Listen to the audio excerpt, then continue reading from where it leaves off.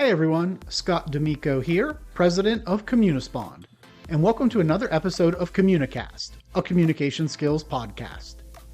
Today, I'm excited to bring you a conversation with Robin Hills.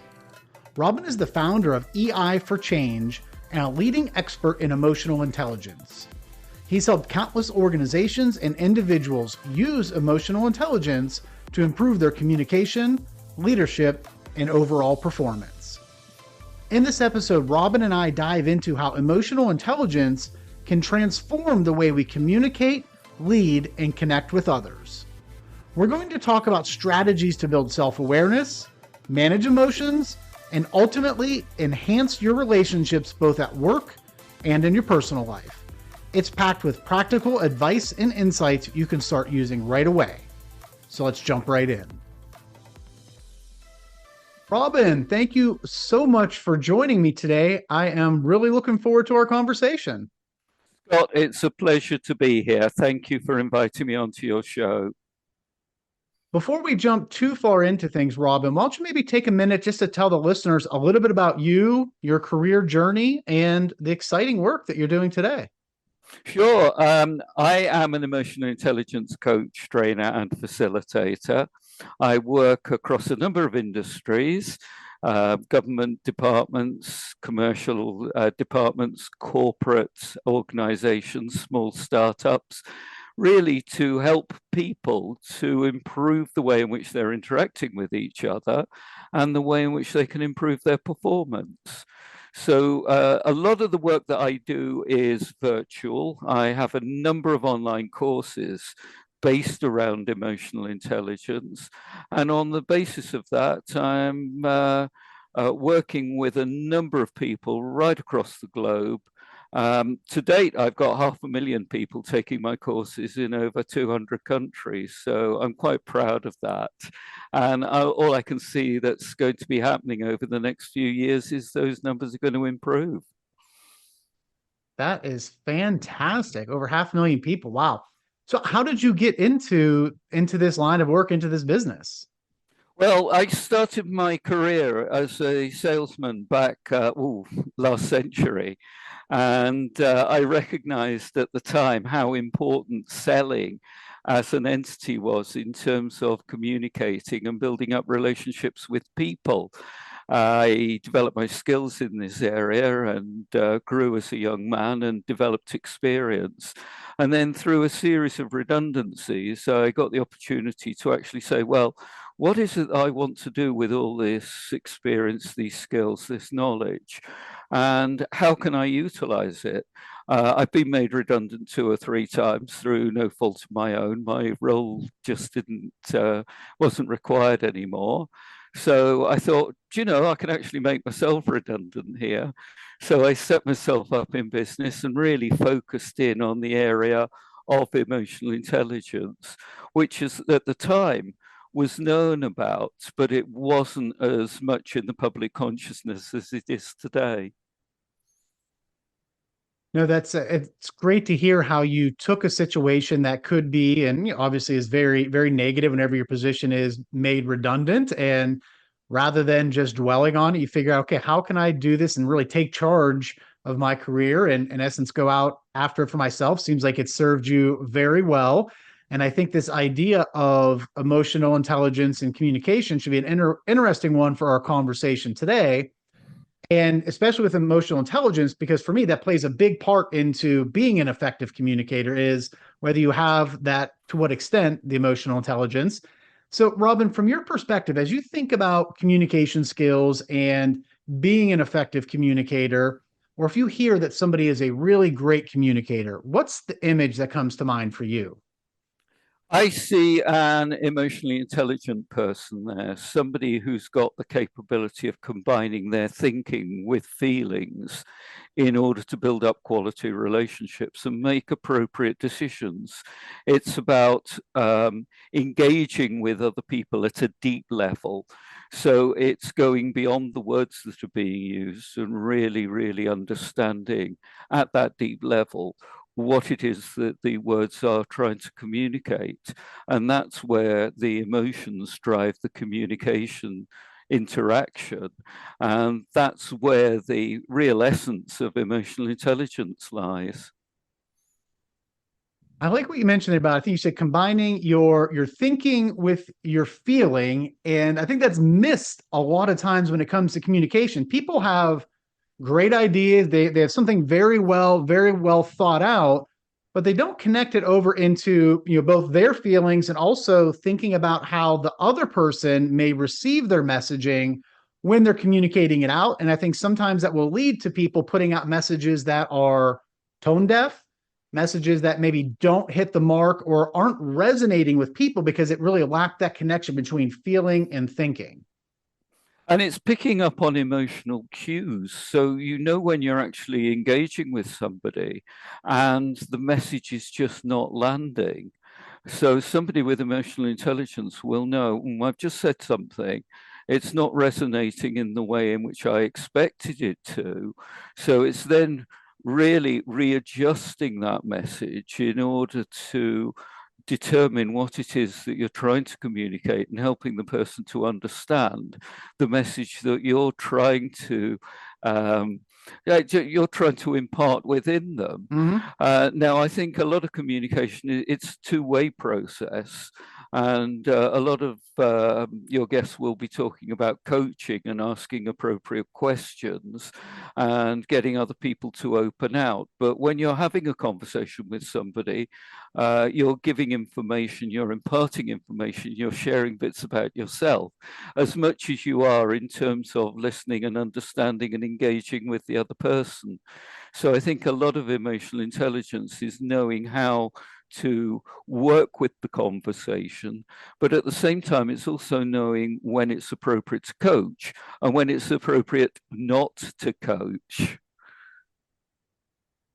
So I will say I get a lot of practice with that with my kids. Quite honestly, I have an 11-year-old, almost 12, and a 15-year-old. So sometimes there's one with the conversations realizing, okay, what I'm putting out there to them, it's just not landing. I might need to change my approach a little bit. But then also this idea of knowing when to coach or when not to coach. Sometimes when I'm talking with my kids, I just need to be that ear, right? This isn't the time for me to come in and try and correct things or to solve things or redirect. It really is, okay, I understand in this situation, they just need me, right? They need me to listen. They need to bounce ideas off me, to be a sounding board, to be a safe space for them to talk to, versus other times where you kind of get the sense that they are looking for guidance, right? And with teenagers, they don't look for it that much, but yeah, you can pick up on little cues as you interact with people. And for me, one of the beautiful things about communication skills and what really gets me excited about the work that we do here at Communispond is it just transcends all aspects of our lives, whether it's with family, with friends, or at work. This idea of emotional intelligence, being not only aware of yourself, how you're thinking, how you're feeling, but then picking up on other people and paying attention to those cues as to how I need to adjust my message, adjust my delivery style, adjust the types of questions that I'm asking or the type of feedback that I'm giving on any given scenario. It is, and this is probably not appropriate within the business setting, but it certainly is as a father. It's a case of understanding when your child really is asking for a hug. And being able and mature enough to be able to say, come here, let's have a hug. And just to do it. Now, within the business setting, like I say, it's not appropriate, but you can choose to do it by leaving the other person feeling warm and feeling encouraged and feeling supported. So you can proverbially give them a hug. And I think that's vitally important. And a lot of leaders actually miss out on that, because they consider themselves to be great communicators, but they've lost the art of saying please and saying thank you and saying you've done a good job here and I'm really pleased with you and I'm proud of what you're doing and you're doing a good job because of this and because of that and because of the other. So a lot of people really overlook that bit, and a lot of that is being emotionally intelligent. Yep, spot on. I mean, I know there's times with my team where they just need to vent about something, whether it was a frustrating client or something's, roadblocks maybe they're facing internally, whatever it may be. Sometimes they just need to vent. sometimes they need the cheerleader. They need some words of encouragement to kind of pick them up, to lift them up, boost them a little bit, to really get that motivation going. And it's, as a leader, you really can't take this one size fits all approach to your communication and to how you interact with your team, because we're all humans, we're all different in many ways. And every day people are showing up with different needs. So it's about having those conversations, starting to learn more about your people, what kind of drives them, what motivates them, what makes them nervous, and understanding in each particular situation, what do they need from me, right? What my goal ultimately is to help the team to be successful. So it's for me trying to pick up what do they need from me and provide that to them. Yes, and a lot of what they are asking for is validation of the emotion that they're feeling. And I think what we tend to do is we tend to see emotions as being very, very superficial. And people will have a bag of labels for emotions, and they've probably got a bag of about 100 if they were to actually sit down and think about it. But if it depends upon what academic study you read, we have anything between 3,000 and 27,000 emotions as human beings. And what you're feeling at the moment, Scott, what I'm feeling at the moment, we can't probably put a label on it, but there's a combination there of happiness, there's a combination there of anxiety, there's a combination of a little bit of fear there which drives us. All of these combine together to give us our emotional state at the moment. Now, those emotions that I mentioned are not positive or negative emotions. Some of them might not feel as nice as others, but we need a little bit of fear and we need a little bit of anxiety to drive us forward, to put us in the right psychological state, to put us in the right physiological state in order to engage with our environment. So, let's not beat about the bush. Before I come on to speak to Scott, I'm feeling slightly anxious, slightly nervous. Yeah, I've done loads and loads of podcast interviews, but this one I haven't done. I don't know what Scott's like. I don't know whether he's a nice man. I assume he is. I've heard him on his podcast shows and I like what I hear, but how's he going to react to me? So all of these things are going through my mind, and that drives me forward, feeling these emotions that don't feel particularly nice, but at the same time, they are absolutely vital for us having a good interaction, a good conversation, and giving your listeners something of value. Spot on. And it is so encouraging as an individual when somebody gets that, right? When they understand that, and you can sense that they really do know or understand what you're feeling and what you're going through. They can validate it, they can name it. It really does bring a sense of relief. And same thing with my team, with my family, having those types of conversations that, I understand maybe you must be feeling very frustrated right now, or anxious, or nervous, or upset. And you can see people kind of their demeanor change, right? When you hit on what they're feeling and they hear you and they know that you understand what's going on, their demeanor changes, kind of the barriers come down a little bit, and they are willing to open up a little bit more. And then that's really where you make progress, whether it is individuals, teams, coaching, leading people. That's how you help to move things forward. And that's where you're using your emotional intelligence, and that's the appropriate use of emotional intelligence. So it's not a case of identifying this bag of 100 emotions, putting a label on it and thinking, oh, I'm emotionally intelligent now. It's really recognizing that there's this great combination of emotions that is driving everything and underpinning all our decisions and the ways in which we interact with other people. So as I think about the workplace today, obviously it's changed dramatically over the past several years, and then you layer on the technology that's bringing about very rapid change in business, in the business world. I think emotional intelligence is vitally important for organizations. So if you think about the skills that go along with that, or things that employers need from their employees to really increase this emotional intelligence, or be able to, I guess, kind of be aware of it or utilize it in the workplace, what are things that employers are looking for in people or in their leaders when it comes to either communication skills or emotional intelligence?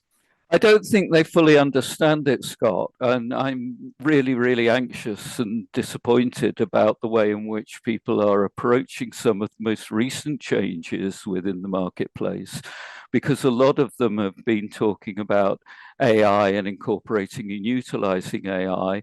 So at the moment, they are looking for skill sets that embrace AI, and they haven't quite understood or picked up on the fact that they need to be looking for emotionally intelligent leaders to work with AI.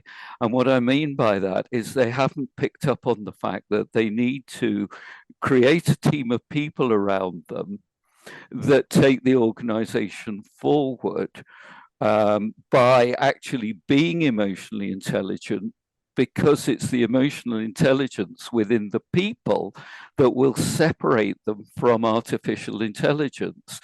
Like I say, at the moment, all they're doing is just looking at getting skills around AI. Mm-hmm. And then they're desperately worried and very, very fearful about the rise of the robots.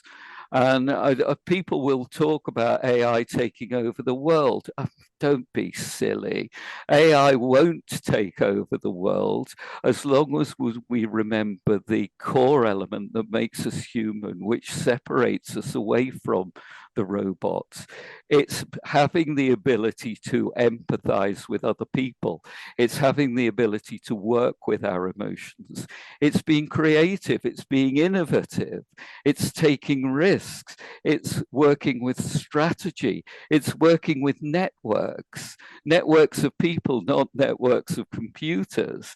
And it's building up our search for meaning as a human, and what it is that we're doing and why we're working within an organization, so that we can get the value from it that leads us to have a sense of well-being and a very fully rounded life.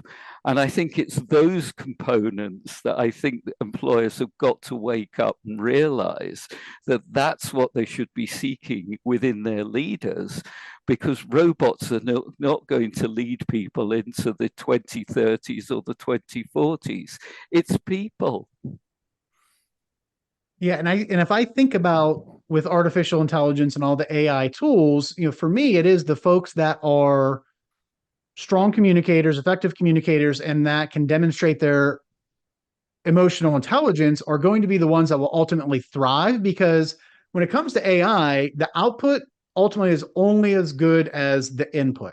So if you're not able to effectively communicate to all of these different tools, ideally, what do you need? What are you trying to do? And do it in a way that's going to align with how you want to engage with your customers. How do you want to treat your employees? How do you want your organization to run? What is it built on? What are your values? If people don't have the emotional intelligence to do that and the communication skills to ultimately feed the tool, the outputs aren't going to be that meaningful. It might save you a little bit of time, but you're not going to ultimately, I think, see the results that you want to. No, no, that's right. And I think what I've got to say at this stage, Scott, is that AI is a wonderful tool, but it's limited. And what we've got to do is to recognize how we can really, really use it to revolutionize our work, Mm-hmm. but where it kind of falls short, and where we need the human element to be able to work with it. I use it daily. I think it is Mm-hmm. brilliant to an extent. If I was to give it a score out of 10, I'd give it about 7 or an 8. It's not Mm-hmm. where I want it to be, and I don't think it ever will be. So to think that we've got a tool here which is 10 out of 10 or 12 out of 10, and oh dear, I'm going to be made redundant here. Yes, you are going to be made redundant if you allow yourself to be. Let the robot come in and take you over if that's the way you're feeling, because it will. So what is it that you can do that the robot can't do? And I can give it to you in a single sentence. You can ride down the road, come across a flight of stairs, put your bike on your shoulder, walk up the flight of stairs, bump into a friend, talk about the wedding that they're planning for, talk about the film that you saw last night, get to the top of the stairs and ride off. A robot cannot do that.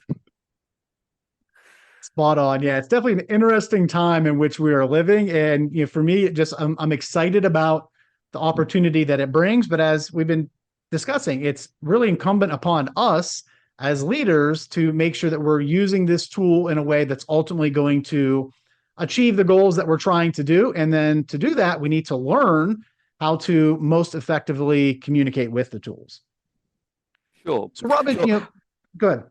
Oh, what I was going to say before we move on, what I'd like to do is to plant a seed in your listener's mind that people often talk about soft skills, and emotional intelligence is a set of soft skills. If we're using that terminology, please, please, please, let's just change our terminology. Emotional intelligence is not a set of soft skills. Emotional intelligence is a set of power skills that will enable you to have the power that you need to move yourself forward positively into the future. It's definitely the skills that will differentiate you. People, we see this quite a bit at our organization here, where people have moved up into positions because they were very strong technically. They were technically good at their job, whether they're a data scientist, salesperson, whatever it is, but they get to a certain level and they need assistance. And it always comes back to these, whatever we call them, the soft skills, the power skills, 21st century skills, durable skills. I've heard so many different names for them. They truly are powerful and can absolutely make or break your career. And it's actually a very nice segue into what I wanted to talk about next is, Robin, as you think about your career journey, you're starting off as a sales professional, having your position you made redundant a handful of times, and then ultimately going out on your own with building a very successful program, hundreds of thousands of people trained, hundreds of countries. I believe you've authored books. So if you step back and look at this and think, okay, what are maybe the one or two key power skills that have helped you to get from point A to point B to ultimately be at this level of success in your career? What would those skills be? Oh, Scott, you really are asking a very deep question there. I can't kind of bottle it and draw out the essence for you, but I suppose if I was pushed, I think the important thing there is to learn how to sell. And I expand on that a little bit. Yeah, yes, I will, because I think the words selling, sales still makes people's skin creep here in the United Kingdom. And I do a lot of work within the National Health Service here, and I talk to a lot of doctors, and the way in which they've come up through their various colleges, they have been psychologically trained not to value selling and sales. And I actually have to break down some of the prejudices and biases there. But if you are a good salesperson, you have the ability to really ask very good open questions. You have the ability to listen, and you have the ability to be able to know when to stop asking questions and when to use your power of influence and persuasion to, this is the key bit, help the other person make the most appropriate choice for them. Now, if we look at selling as the way in which I've just defined it, it means you're building up a relationship with somebody in order to help the other person. And I think a lot of people miss that bit with selling and sales. They see salespeople as somebody who's going to twist their arm up their back and get them to buy the product, whether they need it or not. And or I've got a really good deal for you, Gov, you can have it at half price, and all this sort of nonsense. Yeah, that's part of the sales process, but what you've got to do is to learn and see through that. And you've also got to have the ability to say to a client, no, I'm not going to sell this product to you because it is not what you need. You need something else. You need a competitor product because that's going to do something far better for you than what I can offer. Now, a lot of people don't have the maturity to be able to do that, but the client is then seeing, here's somebody who I can really, really respect. and I will buy from them when the time is right, and I can buy it because of that level of honesty and know that I'm going to get a good deal. I love that you brought that up. One of my favorite books is To Sell is Human by Daniel Pink. And it really just kind of goes into this idea that sales is a noble profession if you approach it in the way that you just talked about. And in essence, all of us all day long are selling, right? You might not be carrying a quota at your organization, but you're selling something, getting a project approved, getting your 3-year-old to eat their dinner, whatever it is, you're selling because you're working to influence, to persuade, and to, as you mentioned, get somebody to make a decision that ultimately is going to benefit them. And yeah, as painful as it is, from time to time, we have to turn business away because you know what? We are not the best fit for you. We're not the right fit for you. Or ultimately, this isn't kind of in our wheelhouse. And I will tell you, time and time again, when we do that, it pays dividends in the long run. They refer us off to somebody else, or they come back when they do have a need that we can serve because we've established our credibility and we've built trust with them. So by doing that, you're ultimately setting yourself up for success. It can be painful in the short term to turn down business, but it's a great way to establish that credibility, trust, and build long-term relationships. Sure. To put this into perspective for your listeners, you and I are selling ourselves at the moment, and we are selling ourselves to each other. We're selling our ideas through our conversation, and we're selling these to the listener. Absolutely. And hopefully the listeners will get some value and some enjoyment from it. They don't necessarily need to buy what it is that we're saying, but it will make them think. And it's down to them really utilizing their emotional intelligence in order that they can make the right choices around what they're hearing. Absolutely. So, Robin, as you think about your communication style, I'm sure it's evolved and adapted a little bit over time, but if you think back through it, who has been somebody that's maybe had some sort of influence on your communication style? Maybe you've taken something from them, tweaked it, made it your own a little bit, but who's somebody that's influenced your style? I'm not going to name names here, Scott, because I'm actually going to approach it from a completely different angle to what I would imagine most people would approach it. Okay. I've worked for a number of managers and leaders in my time, and they've had a degree of success, but I've learned from them what not to do. I've learned how they've made me feel and how they've reacted within the organization. And I thought, no, that is not the way to do it. And whether I was right or they were right, I am not getting into. But I've noticed over the years that I've learned a lot of my lessons from poor leadership. And does it make me a better leader? No, it makes me a more aware leader, so that I'm then more aware of what I'm capable of doing and what the other person is wanting and what the other person needs from me. And it's working and managing and reacting appropriately within that space between the two of us. Yeah, I'm a firm believer of approaching every situation as an opportunity to learn. If I have a great leader, okay, I can learn some things to do. If I have a not so great leader, I can learn some things not to do. But you know what? They might have one or two redeeming, leadership qualities or operational qualities that I can pick up on and take. Same thing with my kids. My son he's in high school, he's into wrestling now. So after the matches, we talk about, okay, this person was taller, they were shorter, they were stronger, they were older, more experienced. What can you learn from each of these interactions, whether you lost the match or won the match?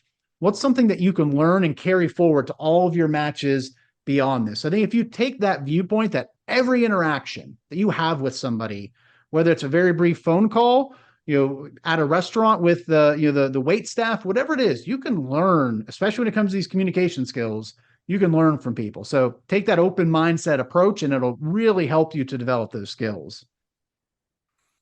Yeah, absolutely. I think the important thing is to continually self-reflect and to think things through. What went well in that situation? What could I have done better? And don't berate yourself. So there are going to be times when you go into a situation and you'll come out and think, yeah, I did really well. I've learned this bit, I've learned that bit. And there'll be other times when you go into a situation like I do, and you'll completely screw up because you're human like I am. Yep. Robin, as we're wrapping up here, what piece of closing advice would you have for the listeners out there, really around the importance of developing the skills that we talked about today and the impact that it can have on their lives? Well, I would encourage people to look at emotional intelligence as a set of power skills. It's a lifelong journey. We are blessed with the ability to be able to improve our emotional intelligence as we get older. It tends to peak around the age of about 70. So we have infinite opportunities to be able to develop these power skills. Look at your self-awareness. What can you do to improve your strengths? What is it that you can do to reduce your limitations? How do you regulate and manage your emotions? How can you utilize them in order to get a better impact? How can you develop empathy? How can you build upon your communication skills, social skills? How can you make sure that you listen into Scott's podcast every week to get some really valuable communication tips? You know, all of these are little simple things that you can do to develop your emotional intelligence. What is it that motivates you? How can you work to motivate other people? How can you leave other people when you've had an interaction with them feeling good about themselves and feeling that they've got some value from that interaction? If you can't do it, you're not being emotionally intelligent. Couldn't agree more. And I really like the point you brought up there about self-awareness, and something that I always encourage people to think about when it comes to self-awareness. And it sounds somewhat counterintuitive, but to help increase your self-awareness, focus on the other person. So when I'm talking with someone, I'm very much in tune to not only their body language, right? Are they doing the traditional things of crossing their arms, slouching, leaning back, not making eye contact, things like that, but then also just the words that they are saying or sometimes not saying. If you're getting those 1, 2, word responses, they're very short responses, even if you're asking open-ended questions, to me, that's a signal that something's wrong on my part, right? I might need to adjust, as we talked about earlier, adjust my style, adjust my approach, adjust the types of questions I'm asking. So to help with that self-awareness, pay attention to others. Robin, thank you so much for joining me today. And if folks listening to this want to get in touch with you, what's the best way for them to connect? Well, I'm available on LinkedIn. Put in Robin Hills into LinkedIn and I should come up. My website is ei4change.com. That's EI for emotional intelligence, 4, change.com. And that way you will be able to get access to a whole lot of free resources around emotional intelligence. And also you'll be able to contact me through the website. So that's the best way of contacting me. Perfect. Thank you for sharing that. And I will be sure to include those links in the show notes so people will be able to click right through to connect with you. Robin, thank you again. Really enjoyed the conversation. So did I, Scott. It's been absolutely brilliant, an emotionally intelligent interaction between the two of us. Thank you. Perfect. Thank you. That's a wrap for today's episode of Communicast. I want to thank Robin Hills for joining me and sharing his expertise on emotional intelligence. It's clear that developing self-awareness and learning how to manage our emotions plays a huge role in how we communicate and build stronger relationships. I hope that you found some actionable takeaways from our conversation that you can apply in your own communication, whether it's in your personal or professional life. Be sure to check out Robin's work at EI for Change and connect with him on LinkedIn to keep learning from his insights. As always, thank you for tuning in. If you enjoyed this episode, please share it with others, and don't forget to subscribe so you never miss an episode. Until next time, keep working on those communication skills.